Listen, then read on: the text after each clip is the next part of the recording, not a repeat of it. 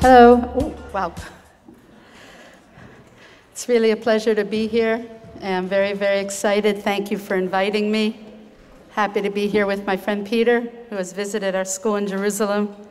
We know him well. Tonight I'm going to talk to you about the Jerusalem Sudbury School and its philosophy of education. The Jerusalem Democratic Sudbury School opened its doors 15 years ago during the height of a period of much unrest in our part of the world. Every day, we were waking up to news of great loss of precious lives on both the Jewish and Arab side. Buses were blowing up on the street in front of our eyes. Our favorite cafes were targeted as well by suicide bombers. It is very hard to raise your child in this reality, to teach your child to trust people, to love your neighbors, and to believe that we can actually be a part of changing this rather desperate and bleak situation. Our school was started by a group of hopeful parents and educators who were eager to give their children better lives and to prepare them for this very, very complicated thing that we call life. How do we prepare them for that? We asked ourselves, what is the real purpose of school? Why do we need school? And we actually agreed with Danny Greenberg of the Sudbury Valley School in Massachusetts that the goal of school is to prepare children to become competent, effective adults who will be responsible citizens and contributing members of our society. Of course, we want them to be happy as well. Personally, we want everything. Hannah Greenberg says, mothers, we're lionesses. We don't hurt our children. We have to take care of our children. Help us keep our children safe. I desperately wanted this education for my children. I was so saddened as I watched each of my 5 children start traditional school, only to see their excitement for learning literally disappear and wither away. They would start school with such great excitement. I'm going to learn this, I'm going to learn that. And only a few weeks later, they were bored. Even more concerning for me was seeing the devastating effect that the school had on my children's sense of confidence and the sense of self. So exactly what do you need to do to prepare children for this ever-changing, crazy world? What exactly is the skill set that one needs to succeed today? And how do we prepare our children for this? And how do we create a learning environment to nurture this? In the Sudbury philosophy, we know several things to be true about child development. This is what we believe at Sudbury. Firstly, we think children are unique individuals, unique people. They're people. Each one with their own entity, each one with their own set of needs. Each child has their own personality, their own learning style, their own interests, and their own talents. Now, no 2 children are alike, so how do we dare suggest that there's one way of teaching the children or one set of knowledge that would be right for everyone? It would be like if everyone in this room had a headache at the same time. You all have a headache, and I take out a pill and I say, here, everybody take this pill, and your headache is going to go away. You would say, Yuri, that sounds so silly, that's ridiculous. So why in heaven's name would we think that this approach of teaching one way to a group of unique and individual children would work? Secondly, we know at Sudbury that children are born with a natural ability to learn. We do not teach our children how to nurse, right? We don't give them a little slideshow. When they're born, this is how you nurse, right? They know how to do this. We don't teach them how to cry, no PowerPoint presentations to teach them how to cry when they're hungry. We don't teach our children how to crawl. We don't teach our children how to stand up. We don't teach our children how to walk. Of course, I'm talking about children that are born with the normal abilities to do these and not with special needs. We do not teach our children the power of discovery, which is how they learn. Every parent has had the experience of playing peekaboo, peekaboo, and you see the look of delight on the child's eyes. We don't teach the child how to have that look of delight in their eyes. We see the children, they're crawling and they come up to the cabinet door. I had a friend's baby over last Friday night, and they open the door and close the door and open the door and close it. What is so interesting? They absolutely, their curiosity is unstoppable, and it's breathtaking to watch. It's a matter of survival for these children, and that's why children are born with this innate ability to learn. They have an inborn motor which drives them to learn through their play and social interactions. So if children can learn all these really big things on their own, John Holt, I saw you had a quote of him, John Holt talks about this. They learn all these great things up to age 5. They learn how to walk and talk and crawl and conversation and play and social interactions. Okay, why do we suddenly think at age 5 or 6 that we need to intervene? They've been doing pretty great up till now. Why do we adults assume that we must come in and save the day and show them the way? They've been doing pretty good. They learned a lot of things. Now, the truth is, it's not that the adults do nothing, right? We make sure that they are safe, and we make sure that we're there when they need us, and we take care of their basic needs. But we do not teach them these things. They are born with the ability to do them. The last thing that we believe is that children, with their uniqueness and with their natural curiosity, actually have rights. They're human beings that have rights. They have the right to choose. They have the right to define their own lives. Not only are they capable of this, but it's their right to live their lives and to have the power to make the decisions which will ultimately affect them. Even the most obvious things, like asking for permission to go to the bathroom or having permission to eat when you're hungry, are things that are these children's natural rights.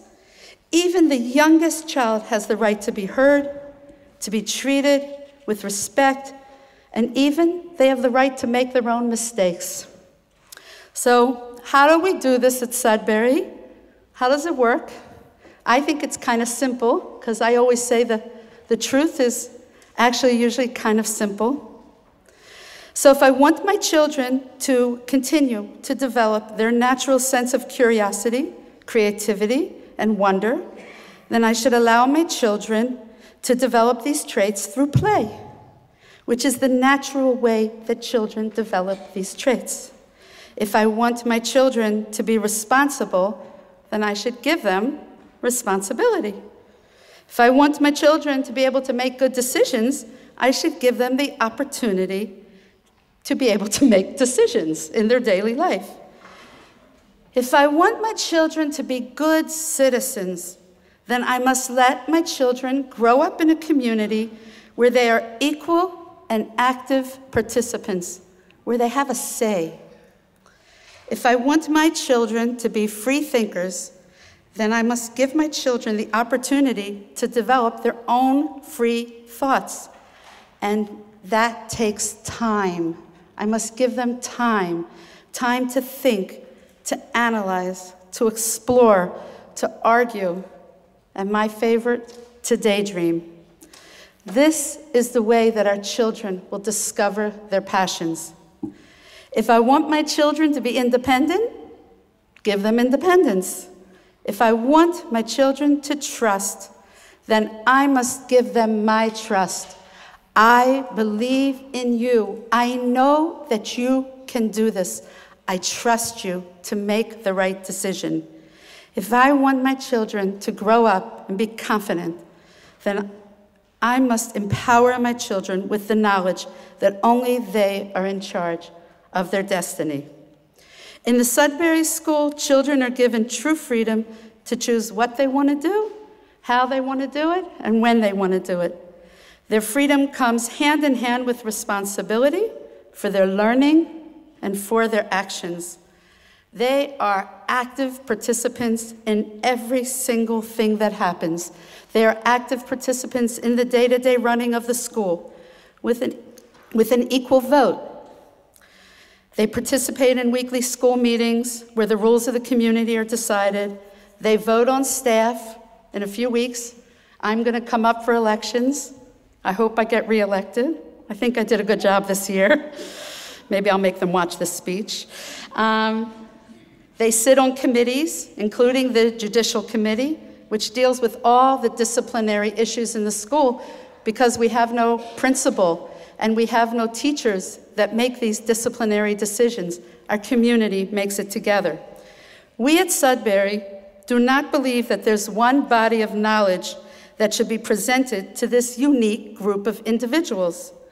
In fact, we don't even try to assume that we know what we need to teach them.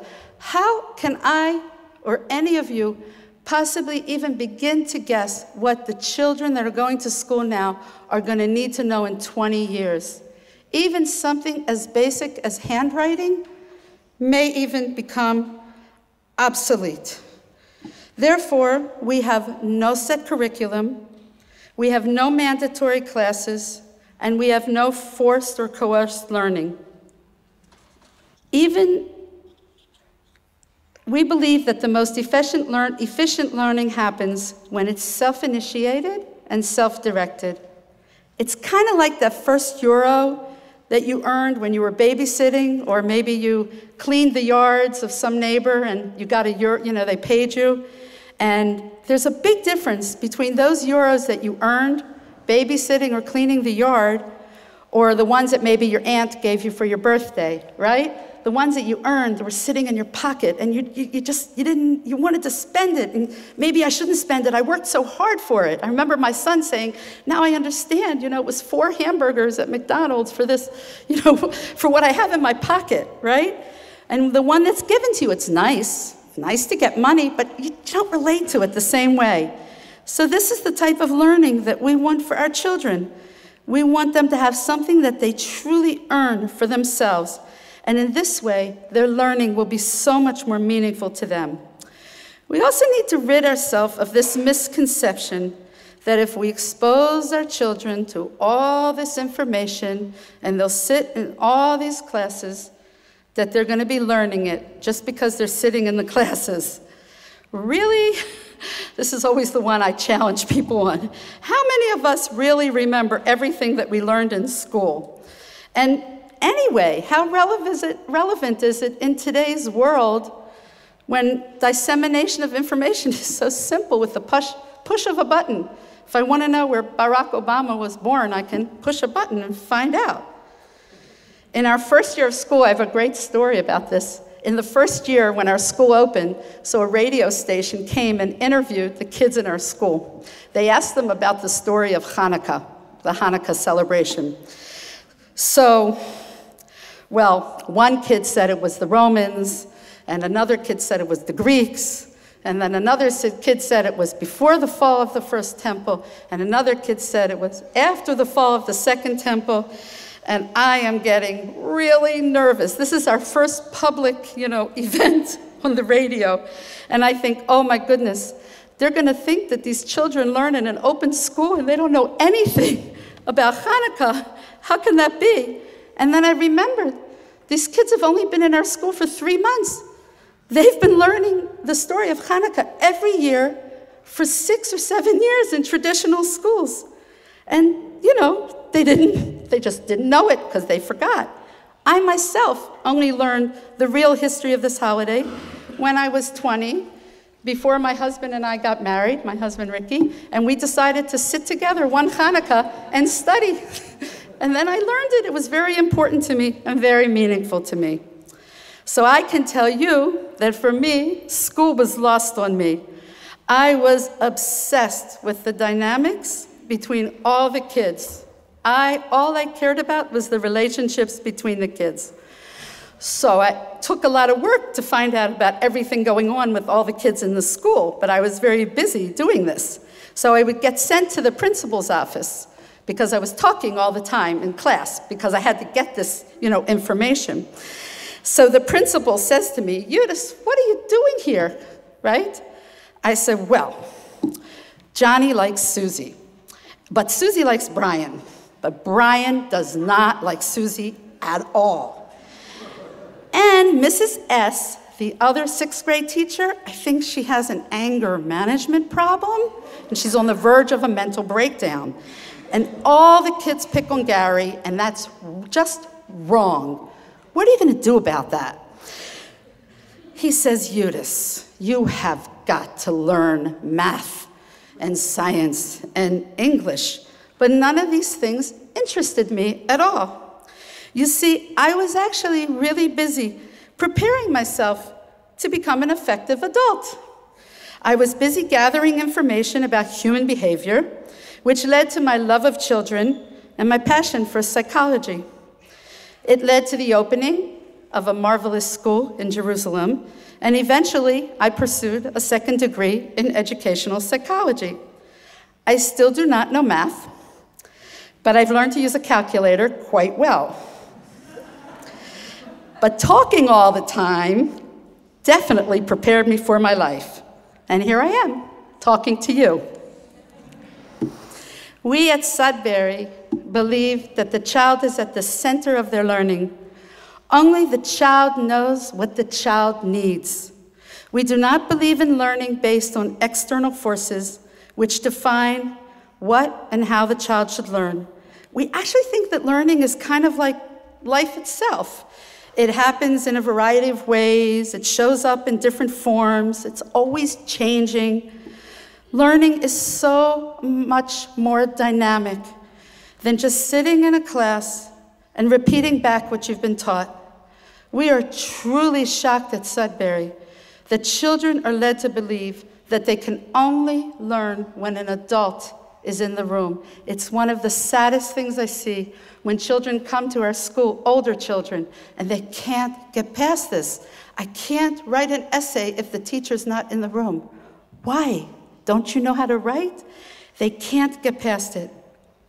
I think this type of education will only lead to compliancy and passivity, and we strive for much more than that at the Sudbury Valley School in Jerusalem. So how does self-directed, child-centered education take place at the Sudbury School? Guess what? When children are given the freedom to choose, they don't want to sit in a class. Why should they? This is not how children are naturally wired to learn, and Peter is going to talk more to you with you about that. It actually goes against their natural instincts to sit and be passive. So 2 primary ways of learning take place at Sudbury. I would say through play and through conversation. Play is the main activity in our school for elementary school children, although I can make an argument that it continues well into their high school years. I have a graduate sitting here. I am witness to the fact that on the last day of his senior year, he was playing. Children learn everything they need through play. They learn reading, they learn calculation skills, they learn problem solving, they learn teamwork, they learn communication, and they learn self-regulation. They also learn what they love and what they love to do. So I'll give you just one example. It's a good one. It's about a game that's gone on in our school for, 3 or 4 years. A 13-year-old created an imaginary country, and the name of the country is New Persia. Okay, in order to enter New Persia, one must have a passport. This is the game. In order to attain the passport, one must learn all the rules and regulations of New Persia. He produced a booklet containing all the rules and regulation. There is an entire judicial branch. There is an entire legislative branch. And I think there might be a czar. I'm not sure. Now, how did I learn about this game? Because I did not even know it was going on. Because, you know, we don't measure the kids' success. We just let them live their lives. So a mother, she calls me up, and she's very, very upset. She says, it took great guts for her to move her child to our school, where there's no grades and no testing. So her child has now become happy and not stressed, and she sees that her child is finally opening up. So who gave him a booklet to study for a test? Okay? So the next day, I said to her, I learned, this is a good one. Whoever's going to be starting a school, this is a really good one. You say, I'll get back to you on that. Okay, you never answer on the, I'll get back to you on that. It's a good one. So I said, well, I'll get back to you on that. So the next day in school, I go around and I ask the teachers, I said, is there any chance that some of you maybe are giving out a test? I mean, I didn't think so, but I said, is there any way any one of you sent a test home? And then one of the staff people, one of my colleagues, started laughing and said, oh, no, Yudi, that's the entrance exam to New Persia. It's been going on for years now. Now, the kids take this game very seriously. There's 30 to 40 kids, ages 5 to 17, that are involved in New Persia, okay? It is truly hard work. Now, they've been brought into our judicial committee more than once for not being respectful during their play or not cleaning up after they were finished. They were even brought in once for appropriating school property without asking for permission. Oh, how play sometimes imitates real life. Today, that 13-year-old boy is 16. He has never been in a regular school. He's been in our school since he was in first grade. He spent his entire elementary school years playing imaginary games, computer games, and sports. He only did what interested him. He went on to develop leadership skills in school. He was in charge of the cleaning committee. He went on to run the judicial committee. He planned school camping trips. He initiated and runs the school delegation to the Model UN, which is held in Israel every year. So you get the continuum. New Persia, Judicial Committee, United Nations, okay? This is how play prepares you for life. He studies Arabic, higher math, physics. He organizes it all himself. It's so clear to him, whatever I want to learn, I can learn. But most importantly to me is he is a delightful, stubborn, independent young man who simply enjoys life. And he is in charge of his destiny. He simply transferred his intensity for play, and now he moved that intensity towards everything else that he does. The play in our school is ongoing, it's rich, it's dynamic. When children are given freedom to choose, they choose imaginary play, computer, sports, art, music, theater, history, languages, you name it. The children will choose so many things that they want to do. Every day I see evidence of these activities in our school. What is so beautiful is our age mixing. Because you see, we don't have divisions of children by age. It's such a silly thing that happens in regular school. So we have none of that. So I could see a teenager sitting and teaching a 6-year-old how to play chess. And I can see a multi-age game of dodgeball where all the children are trying to be aware. Please don't hurt the younger children. Make sure they'll throw the ball really hard towards the teenagers. But if they're throwing to a 6-year-old, you see them stopping and then going like that. It's beautiful. You see children of all ages doing art and dance. This week, I saw a 15-year-old direct a shadow theater production of all younger kids. I see groups of children, all ages, simultaneously playing a game called Minecraft on the computer. Anybody ever heard of it? If you don't work with children enough. You need to be more with children. I asked a 9-year-old. Now, for those of you who don't know what Minecraft is, you literally are building worlds. It's very intense. You're creating new worlds. I don't know how to play. Okay, but I ask a lot of questions about it. I'm very interested always in the play from the creativity point of view, right? So I said to this 9-year-old boy, I said, can you tell me something? How do you come up with new ideas for the Minecraft? Like, where do you get your new ideas from? You know, it looks to me like it's really hard. He goes, well, you know, Yudi, you just look around you, you see what's happening. Like, I look at the soccer field, for instance, and then I see all the people playing on the soccer field, and then I get ideas for different formations. He says, if you want to think of a new idea, Yudi, always start by looking at what's around you. That's pretty simple. There's so much creativity and discussion and excitement in all these types of play. The children are focused on their play, and it is ongoing, like a train that never stops. And every day the kids come in and they get on that train. No 2 days are alike at Sudbury, and it is stunning to watch. The second way that children learn in our school is through conversation. The conversations happen in their day-to-day life. It happens in our democratic institutions, and it happens just between the children and the staff in the most natural way. A great man once said, with great freedom comes responsibility. Now, now I'm going to see who really works with children. Who said that?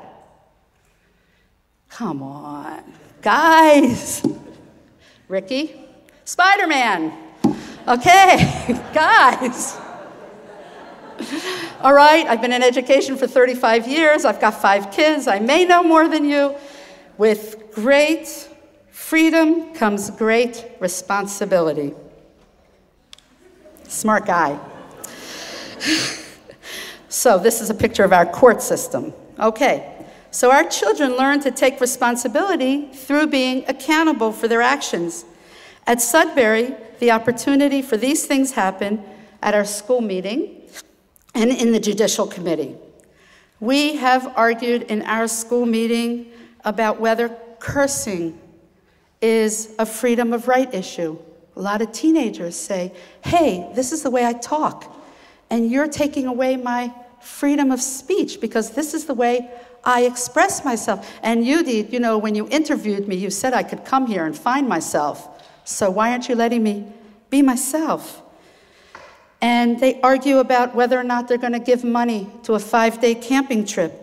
And we argue whether or not there should be a law of running in the building, which there is, and that's a good thing. And this year, a very, very hot topic was the use of personal devices. And we were discussing in our school meeting with about 75 kids, we were discussing personal devices, radiation, and the charging of computers and cell phones. It took hours and weeks, literally, to figure out what was right for our community. And in the end, we had some rooms that are charge-free, and we had some charging areas that we set up. And we have a subcommittee now that's reviewing the dangers of radiation and Wi-Fi. We're far from done from this, but it's the beginning. And I remember a 13-year-old boy who stood up and he gave a passionate speech about why he should have the right to charge his phone whenever and wherever and however he wants. It's his right. Okay. And then we had a group of 10-year-olds in the Lego room, and they said, we don't like charging, you know, the laptops in the Lego room. It bothers us in our play in the Lego room. We need space, and people come in. So now there's no charging of instruments in the Lego room because these group of 10-year-olds.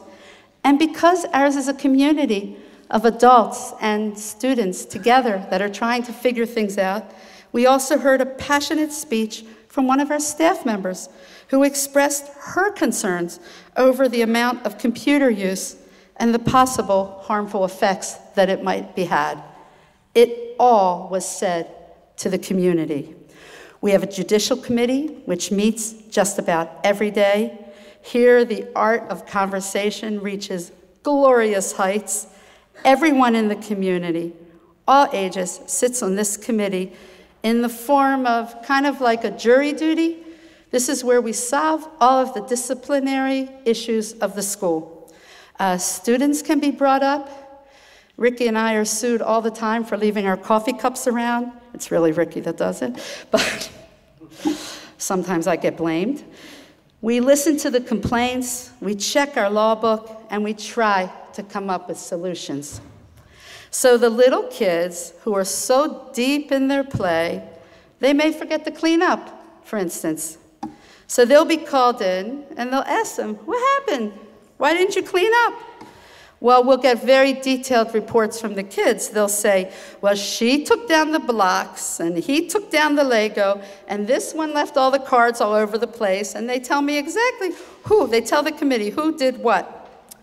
If it's their first offense, they may just get a warning. They may also get additional cleaning duty. Repeat offenders may not have access to the playroom for part of the day. One of my favorite discussions that was ever had in the Judicial Committee was with a 10-year-old boy who had been brought into the Judicial Committee because he called another kid fat. Good old-fashioned name-calling, as old as time. He called the kid fat. And sitting on the committee were 4 kids, all different ages, and 1 staff member. And there was a 16-year-old boy who has a mohawk, and he has the jeans with the chain, and he's got a piercing in his eyebrow, and who knows where else. I don't ask. So he goes like this. He says just like this. He says, you know, when I was your age, when I was 10 years old, kids called me fat all the time. And I just want to tell you, it really hurt my feelings. It was really painful when kids called me fat. Now, this little 10-year-old boy, you know, I just sat back. I didn't have to say a word, right? This kid was like, well, okay, guess I won't do that anymore. It was so powerful having an older child sharing his experiences, his life experiences, with a younger child in a way that was non-judgmental and respectful, something that we can learn from the kids, because we adults tend to do the opposite. We tend to be judgmental and disrespectful when we're trying to correct their behavior. In our fast-paced world, I think that time is a commodity. Sudbury kids use their time to play hard and to think deeply. Einstein said, the formulation of the problem is often more important than the solution itself. So we give kids all the chance and all the time in the world to ask all the questions that they have and to ponder about their lives, their futures, their dreams, whatever it is that they want to think about. We do not offer them any quick solutions because it belongs to them. Remember, they are people with rights. It belongs to them. So there was one 9-year-old boy a few years ago, and he would come up to me every day. Yudit, I'm bored. I would be like, okay.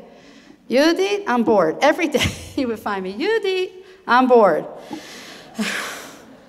All right.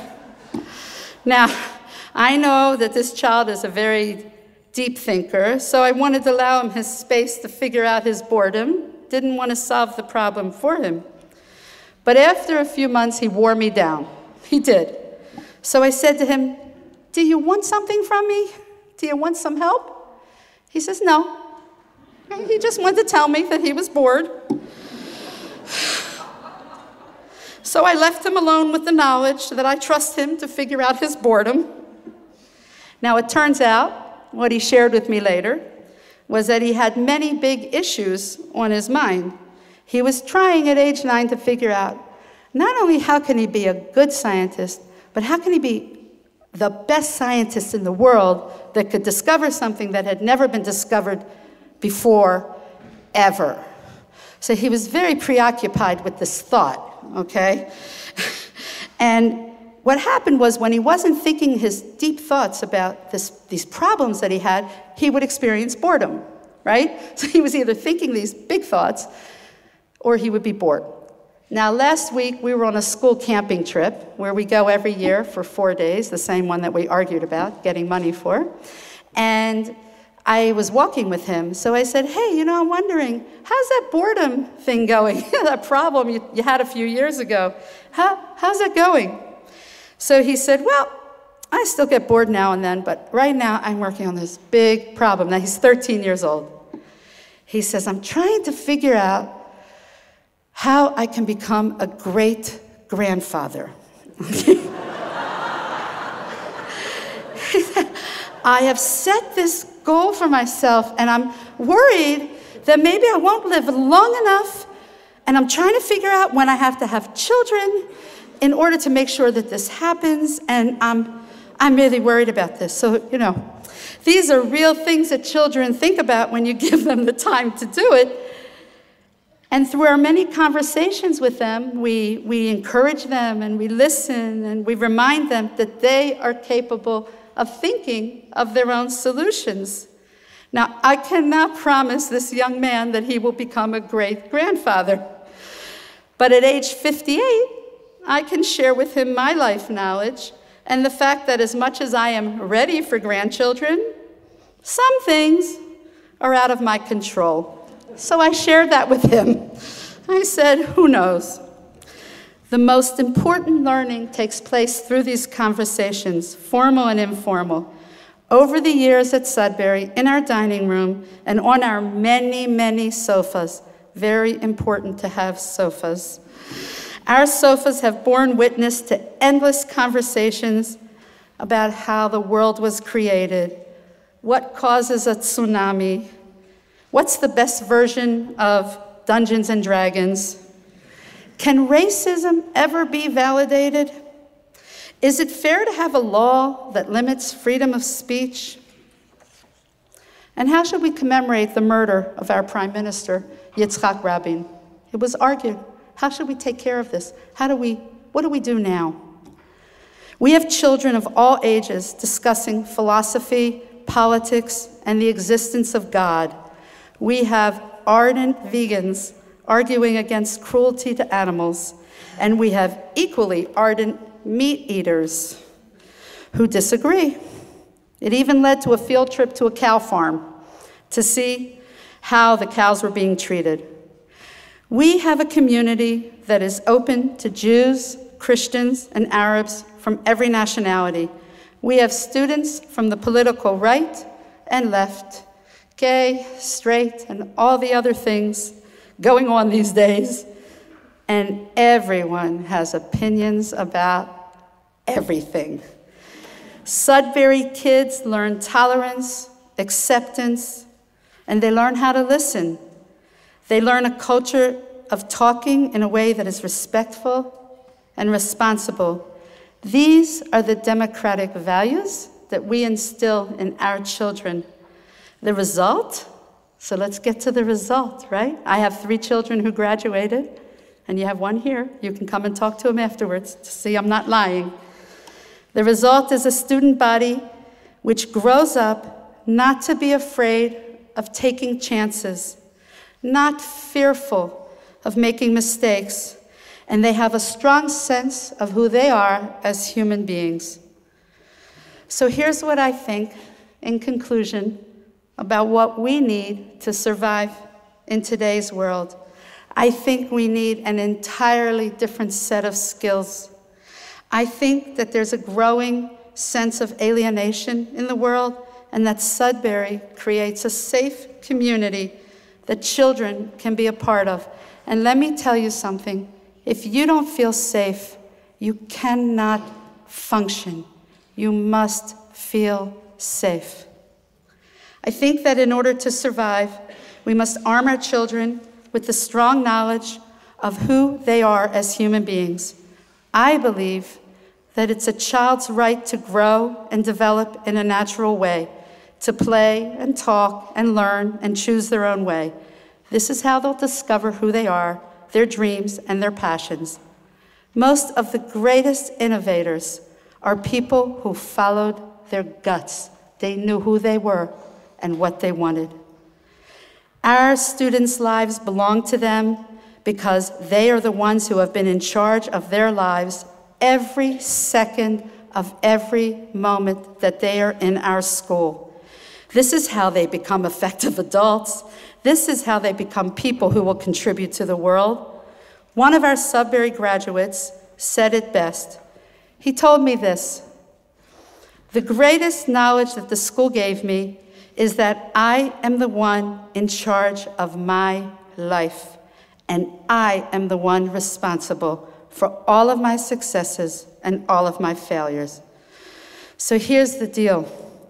No matter what is happening outside of the doors of our schools in Jerusalem, and there can be stabbings and bombings and wars and all the other stuff that happens with life, like divorce and strokes, and we have that stuff too in Israel. We have the normal terrible things that happen in life. No matter what is happening outside, inside the doors is a safe place for the children to play and talk and be themselves. This strong sense of self and community is what guides our children and will help them to survive in the world that we live in, this unpredictable world that we live in. And me, I'm one of the lucky people with the holy privilege and the honor of observing this process to unfold before my eyes every day. Watching these young people become responsible, thoughtful adults is truly the most awesome thing to see. Thank you.